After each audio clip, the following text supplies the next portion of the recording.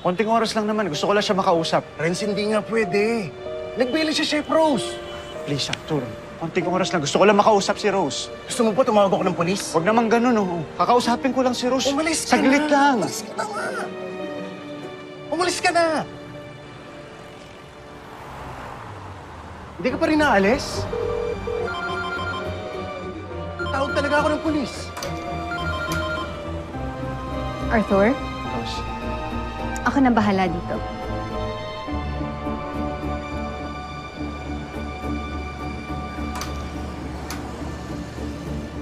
Ano ba? Sensya ka na, Rose.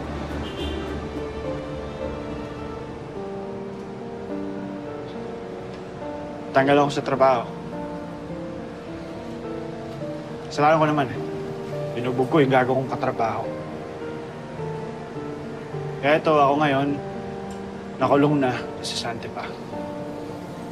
Tapos alas pa nila sa akin yung pagtago ko ng medical history ko. Bakit sa akin mo sinasabi ito? Bakit?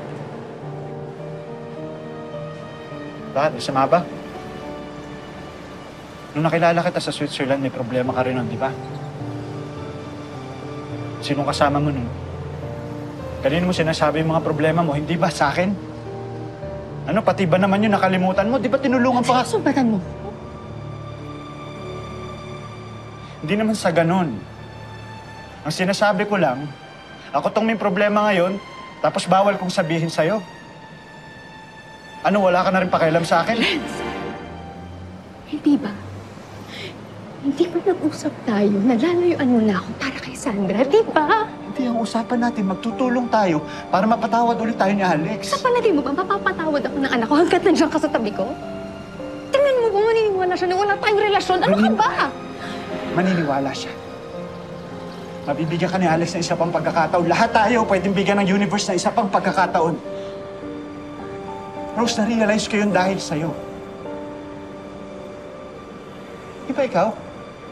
Akala mo katapusan na ng buhay mo pero nabigyan ka pa ng isang pagkakataon para makasama ulit yung anak mo. Nasinira mo!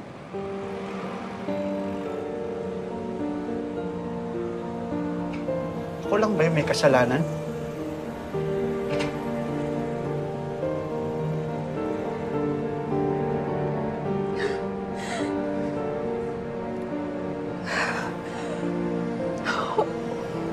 Oo, kasalanan ko din.